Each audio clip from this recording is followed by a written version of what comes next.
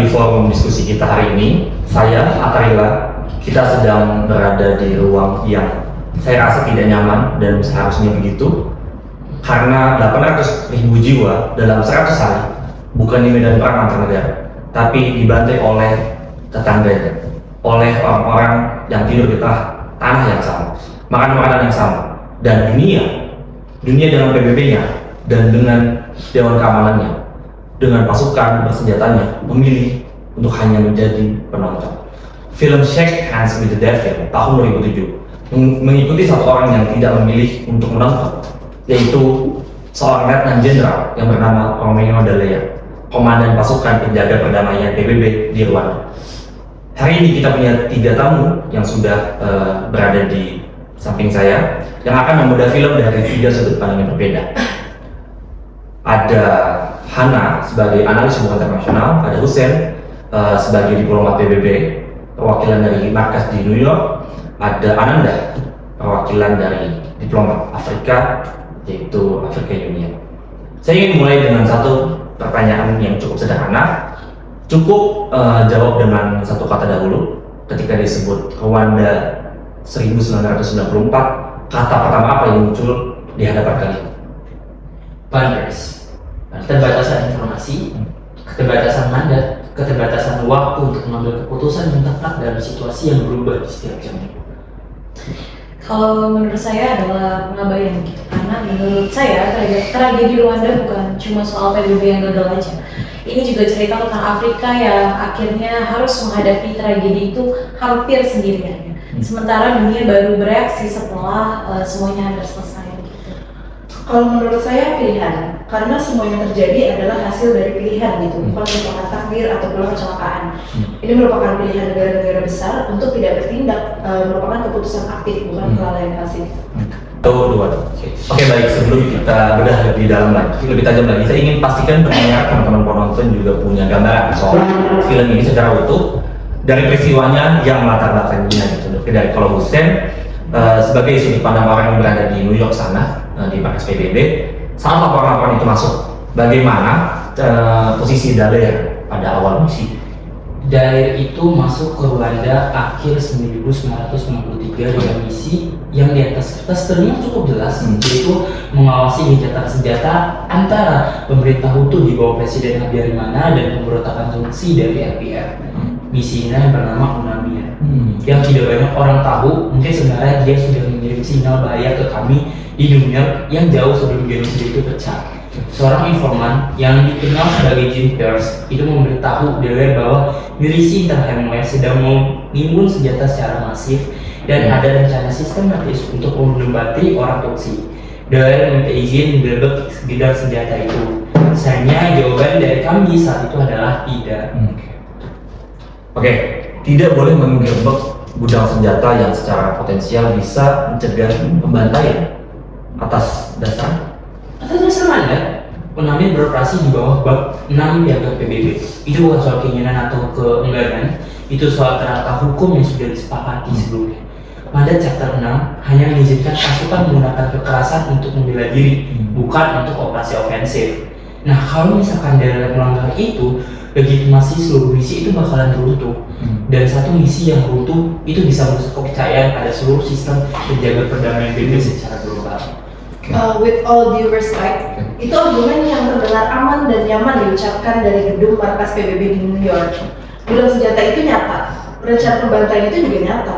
Dan kita semua tahu apa yang terjadi setelah PBB memilih prosedur di atas nyawa manusia. Ada 800.000 orang. Pertanyaan saya bukan soal legalitas sempit. Pertanyaannya, apakah sistem hukum internasional ini memang dirancang untuk menjaga perdamaian atau dirancang untuk menjaga kenyamanan negara-negara yang sudah punya kekuasaan? Dan kalau boleh saya tambahkan lagi gitu ya, keputusan ini diambil oleh negara-negara yang secara historis tidak menanggung akibat gitu dari keputusannya sendiri di Afrika. Ketika Somalia atau Rwanda dianggap kita bisa bilang terlalu berisiko begitu untuk pasukan Barat, siapa yang justru menanggung resiko itu? Malah negara-negara seperti Bangladesh, Ghana, dan negara-negara berkembang lainnya yang pasukannya itu dikirim dengan perlengkapan minim dan dukungan logistik yang nyaris nihil begitu. We want to criticism regarding the inequality you must guys to know. Tapi menggerebek gudang senjata berdasarkan laporan satu informan tanpa verifikasi independen adalah presiden yang berbahaya. Hari ini Rwanda, besok siapa yang bisa mengklaim punya informan untuk membenarkan intervensi militer ke negara berdaulat lain? Lalu titik baliknya pada tanggal 6 April tahun 1994, pesawat Presiden Habyarimana ditembak jatuh di atas Kigali. Dan apa yang terjadi dalam hitungan jam setelah itu? Dalam hitungan jam, radio itu mulai menyiarkan propaganda secara masif. Orang-orang Tutsi itu disebut Inyezi atau kita bisa bilang kecoa begitu. Nama-nama orang yang harus dibunuh juga mulai disebutkan, listnya mulai dikeluarkan begitu. Dan milisi Interahamwe itu mulai bergerak secara sistematis dan terorganisir ya. And this wasn't a spontaneous act of violence ya maksud saya, ini terencana gitu. Karena pesawat yang ditembak jatuh itu menurut saya itu adalah bukan penyebab genosida itu sendiri, melainkan itu menjadi trigger begitu. Karena pembunuhan terhadap 10 Belgian peacekeepers yang mengawal Perdana Menteri itu menjadi titik balik yang cukup mark the most fatal turning point gitu di tragedi ini. Dan ada keputusan apa? Dewan Keamanan PBB merespon tewasnya 10 prajurit Belgia itu bukan dengan mengirim bala bantuan, tapi dengan menarik mundur sebagian besar pasukan UNAMIR melalui resolusi 912. Dari sekitar 2.500 pasukan, Dallaire ditinggalkan hanya dengan sekitar 270 pasukan atau 270 orang gitu. Tepat ketika genosida justru sedang berjalan. Nah, wakil Dallaire, Jenderal Anidomo dari Ghana, selaku wakil komandan UNAMIR, menyampaikan situasi tersebut dengan satu kalimat yang menurut saya sangat tepat gitu. There is no more peace to keep. Dan itulah menurut saya paradoks besar sistem menjaga perdamaian PBB, di mana kamu tidak bisa menjaga perdamaian yang sudah tidak ada, tapi justru saat itulah kehadiran pasukan itu paling krusial. Oke, saya ingin fokus ke momen penarikan pasukan itu yang tadi sudah sempat dibahas. Hussein, dalam film ini yang paling kelihatan tidak hadir justru negara-negara besar. Amerika Serikat, Prancis juga dengan Belgia, semuanya mengevakuasi warganya sendiri, lalu pergi. Dan apa pembelaan Anda? Sebenarnya itu keputusan yang bisa saya mengerti dari posisi siapapun yang memiliki jabatan kepala pemerintah. A leader first military is to protect their own citizens, right? Itu bukan sinisme, itu tanggung jawab konstitusional yang tidak bisa disampaikan begitu saja. Tapi kita tidak hanya bicara soal mengevakuasi warga negara gitu. Kita juga bicara soal keputusan aktif untuk menolak mengotorisasi bantuan militer tambahan kepada Dallaire yang sudah berkali-kali meminta bantuan tersebut. AS secara spesifik karena trauma Somalia beberapa bulan sebelumnya sampai menginstruksikan stafnya untuk menghindari penggunaan kata genosida dalam komunikasi resmi. Karena kalau kata itu diucapkan secara resmi, ada kewajiban hukum internasional yang melekat. Nah, itu bukan keterbatasan, menurut saya itu pilihan bahasa untuk menghindari tanggung jawab itu sendiri. But you must know the political context first. Somalia is still bigger. 18 tentara US tewas, diseret di jalan Mogadishu, disiarkan di seluruh dunia. Tidak ada presiden yang bisa datang ke parlemen dan berkata, kita kirim pasukan lagi ke Afrika tanpa menghadapi bayar politik yang bisa menghancurkan seluruh agenda pemerintahannya. But you can see the irony in it kan, kayak trauma Somalia itu malah dijadikan excuse gitu untuk tidak bertindak di Rwanda. Artinya nyawa orang Afrika itu dihitung berdasarkan pengalaman buruk di negara Afrika lain yang berbeda, bukan berdasarkan what was actually happening di depan mata gitu ya. Menurut saya ingin ceritakan apa artinya keputusan itu di lapangan. Dallaire mengirim laporan demi laporan ke New York dan yang dia dapat kembali adalah instruksi yang justru semakin membatasi dia gitu ya. Pasukan yang ada harus memilih titik pengungsian mana yang bisa dilindungi dan mana yang harus ditinggalkan. Dan pada satu titik, Komandan Batalion Bangladesh hampir menolak menjalankan instruksi perlindungan pengungsi karena menganggap itu di luar mandat yang diterimanya. Dan Dallaire menjawab dengan cara yang lumayan saya tidak lupakan itu gitu ya. Dia berkata, try acting like that's true, Commander, that's an order. Dan itu yang harus dilakukan seorang komandan ketika sistem itu gagal, menyediakan kepemimpinan, memaksa keberanian dari dalam ketika tidak ada yang datang dari atas. Saya mau tekan satu poin lagi. Dalam film ini ada sebuah kontras yang sangat dan yang cukup mencolok. Diplomasi formal PBB berjalan sangat lambat, sementara satu kalimat dari pemimpin pemberontak RPF, Paul Kagame, jauh lebih cepat mengerakkan situasi. Dia memberikan tenggat ke pemerintah Hutu yang dia katakan they have until sunset, katanya. Apa artinya itu bagi kredibilitas diplomasi multilateral?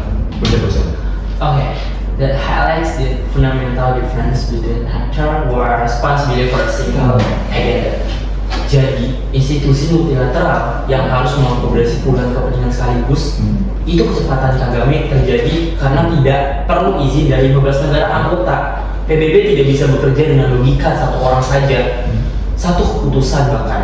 Perlu kita ketahui bahwa itu bukan kelemahan, itu harga dari legitimasi kolektif. Legitimasi kolektif. Tapi ketika kolektif legitimasi itu menghasilkan 800.000 kematian, pertanyaannya kemudian legitimasi untuk siapa? Ini bukan sistem failure karena sistemnya yang tidak sempurna gitu. Ini menurut saya kegagalan karena aktor-aktor di dalam sistem tersebut itu membuat pilihan yang sadar dan rasional untuk melindungi kepentingan nasional di atas kewajiban moral internasional. Nah, dalam teori HI ini yang kita sebut sebagai national interest dalam teori realisme. Rwanda adalah studi kasusnya yang paling keras dan yang paling berdarah. Dan dari titik itu lah gitu ya, Afrika itu belajar untuk sepertinya kita tidak perlu lagi menunggu begitu. Setelah Rwanda, Organisasi Persatuan Afrika yang lama yang berpegang teguh pada prinsip non-intervensi mutlak, dia reformasi menjadi African Union pada tahun 2002. Itu menjadi salah satu perubahan yang cukup radikal ya gitu. Ketika Constitutive Act African Union secara eksplisit memberikan hak kepada UNI untuk melakukan intervensi kepada negara anggota dalam kasus kejahatan perang, genocide dan crimes against humanity, itu lahir langsung dari trauma Rwanda. Dan Afrika itu tidak mau lagi bergantung sepenuhnya kepada kebaikan hati Dewan Keamanan gitu, karena ya seperti yang kita tahu ya bagaimana yang akan terjadi ketika kita terlalu bergantung kepada Dewan Keamanan. Yes, I always go to that. Tapi kita tidak akan reject liberalism itu sendiri, karena di dunia yang sesungguhnya, in the reality, negara memang beroperasi dengan logika itu. Yang perlu dipertanyakan bukan apakah realisme itu ada, tapi apakah kita mau membangun norma yang cukup kuat untuk membatasinya ketika berhadapan dengan kejahatan kemanusiaan itu sendiri. Dulu kita sudah banyak bicara tentang kegagalan sistem, tapi film ini juga lumayan personal, sangat personal, tentang satu manusia yang mencoba mempertahankan kewarasannya di tengah kebiasaan yang tidak punya skala, tidak punya batas gitu. Nah, Ananda, dari sudut pandang Anda nih, boleh ceritakan bagaimana yang paling berat sebenarnya untuk diproses? Menurut saya yang paling berat untuk diproses itu adalah ketika Delir harus duduk satu meja dengan para pemimpin Indonesia. Dia bernegosiasi, berjabat tangan, berkompromi tentang hal-hal yang seharusnya tidak ada di kompromi gitu ya. Dia menggambarkan ini dalam memoirnya yang menurut saya sangat jujur. Dia berkata, "In the world I shook hand with the devil." Yang membuat itu lebih berat adalah Delir ini tidak punya opsi lain begitu ya. Kita tahu alternatifnya adalah dia tidak bernegosiasi sama sekali, berarti akan lebih banyak orang yang mati gitu. Dan apa yang dilakukan seorang peacekeeper ketika pilihan terbaiknya adalah duduk bersama orang yang sedang memerintahkan pembantaian itu sendiri gitu.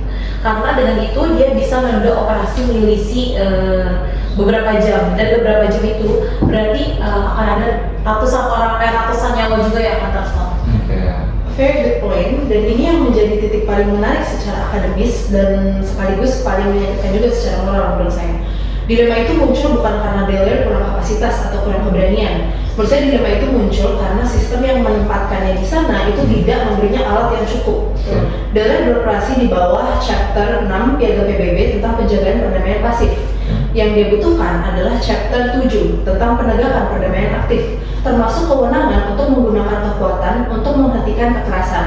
Nah, perbedaan satu bab dalam Piagam PBB ini di lapangan artinya perbedaan antara bisa atau tidaknya Delir dalam menghadang kolom milisi yang berjalan menuju desa. Oke, tapi perlu kita tahu, Chapter 7 requires a Security Council consensus, and there's no such consensus. Bukan karena tidak ada yang peduli, tapi karena pada 1994 itu definisi ancaman terhadap perdamaian dan keamanan internasional dalam konteks konflik internal itu masih sangat diperdebatkan secara hukum. Oke, masih sangat diperdebatkan ya. Meanwhile, there were 800 people were massacred. Dari kegagalan ini lahir satu konsep yang sekarang jadi fondasi penting dalam tata kelola keamanan global, yaitu responsibility to protect, atau yang kita tahu sebagai R2P, yang diadopsi oleh PBB pada tahun 2005. R2P, responsibility to protect. Boleh jelaskan dulu biar mungkin penonton lebih familiar gitu dengan. Oke, singkatnya R2P atau responsibility to protect itu mengatakan bahwa kedaulatan negara itu bukan lagi tiket bebas untuk melakukan atau membiarkan kekejaman terhadap rakyat sendiri. Kalau sebuah negara gagal melindungi warganya dari genosida, kejahatan perang, atau crime against humanity, maka komunitas internasional itu punya tanggung jawab untuk bertindak. Tapi R2P sampai hari ini masih sangat sulit untuk diimplementasikan karena tidak ada mekanisme penegakan yang benar-benar mengikat. Nah, ini tuh lebih berfungsi sebagai norma moral daripada kewajiban hukum yang bisa dipaksakan. And the interestingness adalah Afrika tuh sebenarnya lebih dulu bergerak gitu ya dari itu gitu. Karena prinsip right to intervene dalam Constitutive Act African Union tahun 2000 itu muncul 5 tahun sebelum R2P diadopsi gitu. Afrika tidak menunggu dunia untuk menyepakati norma global karena Afrika mencoba membangun mekanismenya sendiri lebih dulu karena ya hal tersebut gitu, karena trauma Rwanda itu begitu dalam bagi kami. Tapi mungkin kalau saya harus jujur, mekanisme di atas kertas memang timpang gitu karena lebih kuat di atas kertas daripada dalam praktiknya. Dan implementasinya di Darfur, di Sudan Selatan itu masih menghadapi masalah yang sama lagi dan lagi gitu karena keuangan politik yang lemah dan ya sumber dayanya yang minim. Yes, agree. And the reasoning why norm like R2P or right to intervene still relevant without dangerous itu karena kalau ia bisa dipaksakan secara sepihak, ia bisa disalahgunakan sebagai justifikasi intervensi yang sesungguhnya bermotif kepentingan nasional negara-negara besar, dan itu cukup berbahaya. Tapi di sisi lain, we've also seen what happens when those norms are not enforced at all gitu ya. Karena seperti kita bisa lihat Rwanda, Srebrenica, Darfur, dan itu tuh bukan cuma daftar pendek aja gitu. Itu masih terus bertumbuh gitu daftar-daftar itu. Oke, dan saya ingin coba tanya sesuatu yang jarang dibahas. Dan secara formal itu kan Dallaire ini adalah komandan militer ya, seperti kita ketahui. Tapi kalau kita perhatikan apa yang dia lakukan, bernegosiasi dengan semua pihak konflik, menyampaikan laporan ke New York, mencari jalan tengah antara kepentingan berlawanan. Apakah itu bukan sebetulnya pekerjaan seorang diplomat sebagaimana semestinya?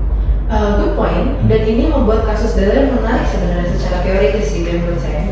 Dan kerangka Walker dan Schultz, fungsi seorang diplomat itu ada 5: communication, representing, negotiation, observation, dan promotion.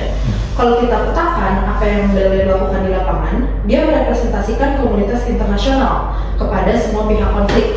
Kemudian dia mengkomunikasikan kondisi lapangan ke markas PBB di New York. Dia juga bernegosiasi langsung dengan pemimpin milisi dan RPF. Dia mengobservasi dan mendokumentasikan perkembangan situasi, dan juga dia mempromosikan gagasan perlindungan sipil kepada pasukan yang mandat resminya tidak mewajibkan hal tersebut. Nah, jadi Dallaire ini menjalankan gitu semua 5 fungsi dari mandat diplomatik yang formal. Nah, di tengah genosida yang sedang berlangsung itu dia menjalankan 5 fungsi diplomatik tersebut. Nah, saya menyebutnya sebagai para diplomasi militer atau praktik diplomatik yang dilakukan oleh aktor yang secara teknis itu bukan diplomat. Memang menarik and sounds interesting, I think. But let me push back. Firstly, because Dallaire had no formal diplomatics, meaning that itulah yang membuat tindakannya juga tidak punya legitimasi formal yang melindunginya. Ketika dia bernegosiasi langsung dengan milisi, itu bukan dibaca sebagai komandan PBB yang memberikan legitimasi de facto kepada aktor yang sedang melakukan genosida itu sendiri. Sebetulnya saya paham ya ada concern seperti itu ya. Tapi kalau kita lihat what actually happened on the ground gitu, yang Dallaire lakukan tidak memberikan legitimasi kepada milisi, justru berhasil menunda serangan mereka selama beberapa jam. Dan dalam situasi seperti Rwanda, a few hour itu bisa berarti ratusan nyawa itu berhasil diselamatkan gitu. Jadi ini tuh apa ya, a very real and human trade-off gitu ya. Karena kalau kita analisis pakai kerangka multi-track diplomacy, Dallaire sebenarnya beroperasi di beberapa track sekaligus begitu. Di satu sisi ia tetap menjalankan track 1 sebagai representasi institusi internasionalnya, but in other hand ia juga masuk ke jalur-jalur formal gitu ketika bernegosiasi langsung dengan pemimpin milisi, terus lokal community dan juga para komandan sendiri yang bahkan agak benar gitu mereka juga. Dan menurut saya kasus ini menunjukkan kalau dalam krisis akut batas antar tracks itu tidak bisa selalu dipertahankan gitu ya. Karena those boundaries become good lama-lama, dan justru karena itulah masih ada ruang untuk menyelamatkan nyawa-nyawa manusia. Tepat, saya juga setuju dengan poin yang Anda sampaikan. Ironisnya sistem yang sama tidak memberi Dallaire alat yang cukup untuk bertindak. Kemudian juga tidak memberinya pengakuan yang cukup ketika dia pulang. Dia kembali ke Kanada mengalami PTSD atau post traumatic disorder yang berat dan butuh bertahun-tahun sebelum dunia benar-benar mendengarkan apa yang dia alami. Oke, saya masuk ke level yang lebih dalam lagi ya pembahasannya. Kita tidak hanya menganalisis peristiwanya, tapi kita juga harus mengetahui cara peristiwa itu diceritakan gitu. Nah, Anda punya catatan yang kritis nggak terhadap film ini gitu? Oh ya, pastinya. Dan ini penting ya agar penonton itu juga tidak berhenti berpikir setelah credits roll. Pertama, film ini berpusat pada point of view-nya Dallaire. Bisa dimengerti karena film ini diadaptasi dari memoirnya sendiri kan. Tapi konsekuensi dari pengambilan point of view ini adalah narasi global tentang seorang perwira Kanada kulit putih yang menjadi pahlawan dari tragedi di Afrika. Nah, ini mengkonfirmasi pola dalam representasi krisis Afrika, di mana ceritanya baru layak diceritakan kalau ada orang barat atau orang kulit putih di tengahnya. Kedua, film ini relatif lunak terhadap Paul Kagame. Rekam jejak Kagame pasca 1994 termasuk dugaan pelanggaran yang dilakukan pasukan RPF selama dan setelah konflik hampir tidak pernah disentuh. Nah, film ini menunjukkan seorang penyelamat yang bersih. Kemudian yang ketiga, catatan saya adalah representasi perempuan dalam film ini itu sangat konvensional. Perempuan itu ya cuma diperlakukan sebagai korban gitu, sementara laki-laki sebagai aktor utama dalam konflik ini. Padahal di film itu ada perempuan yang juga menjadi pelaku aktif sebenarnya, yaitu Pauline Nyiramasuko. Dia adalah seorang menteri urusan wanita di Rwanda pada saat itu. Nah, justru dia ini, si Pauline itu dihukum atas peran aktifnya dalam mengorganisir kekerasan seksual dan pembantaian di tengah konflik di Rwanda.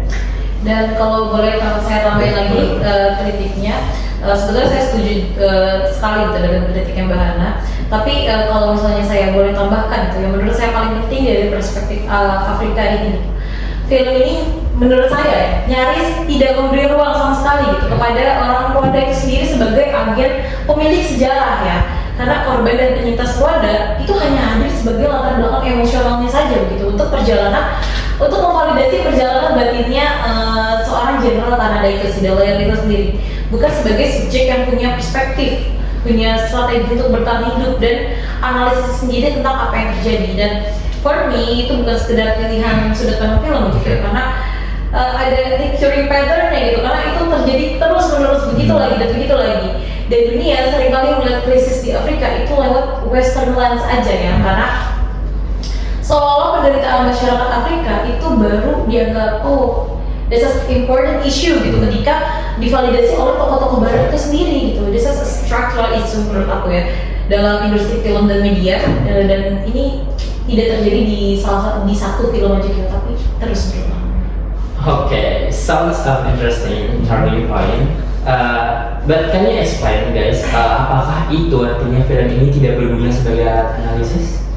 Sama sekali enggak. Menurut saya film ini tetap sangat penting gitu. Justru karena film ini itu membawa dimensi personal dan lapangan yang biasanya absen dari dokumen diplomatik yang resmi. Jadi film ini itu mungkin berguna gitu sebagai pintu masuk terhadap keseluruhan penjelasan yang tidak dijelaskan di dokumen resmi. Terus film ini juga bisa digunakan sebagai untuk melihat keterbatasan sebagai pertanyaan lanjutan, bukan sebagai alasan untuk berhenti bertanya. Oke, saya mau bawa ini ke konteks yang mungkin lebih luas lagi. Kita geser lagi. Nah, Ananda, 30 tahun setelah Rwanda kejadian itu, apakah Afrika hari ini lewat African Union sudah punya jawaban yang lebih baik kalau tragedi serupa terjadi lagi di kawasan? Kalau saya bisa katakan ini cukup sulit untuk dijawab ya, tapi memang penting untuk ditanyakan. Mungkin kalau kita bisa katakan secara kelembagaan memang ada kemajuan. Kita punya African Standing Force, terus kita punya Peace and Security Council African Union, kita punya doktrin yang memang secara eksplisit itu membolehkan intervensi ketika genosida itu terjadi begitu, dan itu semua lahir langsung dari rasa malu kolektif pasca konflik Rwanda itu sendiri. Tapi if I can be honest, implementasinya itu ya seperti saya sudah bilang tadi ya, masih jauh dari kata sempurna begitu. Karena kita lihat dari bagaimana respon terhadap krisis di Sudan hari ini, atau bagaimana African Union seringkali masih terhambat dan kekurangan sumber daya dibanding ambisinya yang memang sudah tertulis secara nyata di dalam kertas begitu. Kita mau membangun kerangka hukum yang lebih baik dari 1994, tapi kemauan politik dan kapasitas finansial itu masih menjadi celah yang sangat besar untuk implementasinya di masa ini. Oke. Sebenarnya kalau misalkan dari PBB perspektif, I Hansa tonight after Rwanda accidents ada reformasi doktrin peacekeeping. Ada Bank ini report tahun 2000 yang mengevaluasi kegagalan struktural ini. Tapi reformasi doktrin ini tuh tidak otomatis menyelesaikan masalah paling mendasar. Kemauan politik negara anggota untuk benar-benar bertindak ketika krisis pecah itu bukan hanya setelah krisis selesai. Dan ini yang membuat Rwanda relevan gitu ya untuk kita diskusikan, bukan sebagai sejarah yang sudah selesai, tapi sebagai cermin gitu. Apakah kerangka berpikir yang sama, mendebat prosedur, menghitung resiko politik domestik itu masih kita gunakan gitu hari ini? Dan apakah kita siap dengan konsekuensinya? Kita hampir sampai di ujung diskusi kita pada kali ini. Saya minta satu pelajaran terpenting dari masing-masing narasumber yang sudah kita diskusi dari tadi. Satu pertanyaan yang menurut kalian sampai hari ini masih belum terjawab. Boleh mungkin dari saudara siapa? Oke, lesson learning-nya dari saya pribadi, sistem multilateral membutuhkan reformasi yang jujur, bukan pembelaan yang defensif. Rwanda menunjukkan harga tertinggi dari kelumpuhan institusional ketika setiap negara menunggu yang lain untuk bergerak lebih dulu. Pertanyaan yang belum terjawab, bagaimana kita membangun mekanisme respon cepat yang cukup kuat untuk bertindak tanpa membuka celah bagi penyalahgunaan intervensi oleh aktor-aktor yang punya agenda tersembunyi di balik retorika kemanusiaan. Kalau dari menurut saya, kalau kita bisa berkaca gitu, keberanian moral individu itu memang penting gitu, that's very important, but that's not enough bagi saya, dan tidak boleh jadi pengganti tanggung jawab kolektif ya. Deler memang menyelamatkan puluhan ribu orang dengan 270 pasukannya, tapi dia tidak mampu menyelamatkan 800.000 lainnya gitu, and that's his own fault gitu, karena kegagalan dari setiap pihak yang harusnya ada di sampingnya tapi memilih untuk tidak datang, termasuk kegagalan Afrika sendiri untuk punya kapasitas mandiri saat itu. Dan satu hal yang mengganjal bagi saya adalah 30 tahun kemudian pun sudahkah kita membangun kapasitas Afrika yang benar-benar mandiri untuk melindungi rakyatnya sendiri, atau masihkah kita menunggu lagi dan lagi gitu izin dan sumber daya dari luar? Oke, kalau dari terakhir anak. Kalau menurut saya pelajaran yang penting itu adalah betapa pentingnya norma internasional gitu ya. Norma internasional itu penting, tapi norma tanpa mekanisme penegakan yang nyata itu juga merupakan janji kosong di sidang PBB dan tidak berguna juga di lapangan. Tapi memang merupakan kemajuan gitu. Tapi kalau kita tidak punya signifikansi atau itu tidak punya signifikansi, itu cuma jadi retorika yang pada akhirnya nanti akan cuma diucapkan setelah krisis berikutnya terjadi gitu. Kemudian pertanyaan yang menurut saya juga masih belum terjawab adalah apakah kita sebagai individu, sebagai calon praktisi HI itu juga sudah benar-benar mau jujur tentang seberapa sering kita membiarkan prosedur, kepentingan nasional, atau prinsip non-intervensi itu jadi alasan untuk tidak bertindak ketika bertindak itu seharusnya sudah sangat jelas. Ya, sudah. 3 pelajaran dan juga 3 pertanyaan dari teman-teman yang tidak ada jawaban yang mudah gitu ya untuk kita paparkan. Jadi film Shake Hands with the Devil ini tidak memberi kita katarsis yang cukup nyaman. Tidak ada akhir yang heroik yang membersihkan semua kegagalan yang terjadi di sepanjang peristiwa. Yang ada adalah seorang jenderal yang kembali ke rumah dengan jiwa yang tersayat-sayat, dengan jiwa yang terluka dalam dunia yang sudah bergerak lanjut seolah-olah tidak ada kejadian yang pernah terjadi gitu. Dan mungkin inilah yang membuat film ini layak untuk terus kita tonton, dan mungkin akan ada lagi. begitupun dengan diskusinya, dengan kritikannya juga, bukan untuk merasa sedih sesaat, tapi untuk mempertanyakan sistem apa yang sedang kita bangun hari ini, dan apakah kita siap jadi orang yang bertindak ketika sistem itu lagi-lagi gagal untuk menanggulanginya. Saya tutup dengan satu kalimat dari Dallaire, perintah yang diberikan kepada komandannya yang hampir menyerah. Try acting like that's true, commander, that's an order. Begitu kata Dallaire. Terima kasih mungkin kepada Hana, kepada Hussein, dan kepada Nanda yang sudah hadir dalam diskusi kali ini. Sampai jumpa di forum berikutnya. Salam sehat.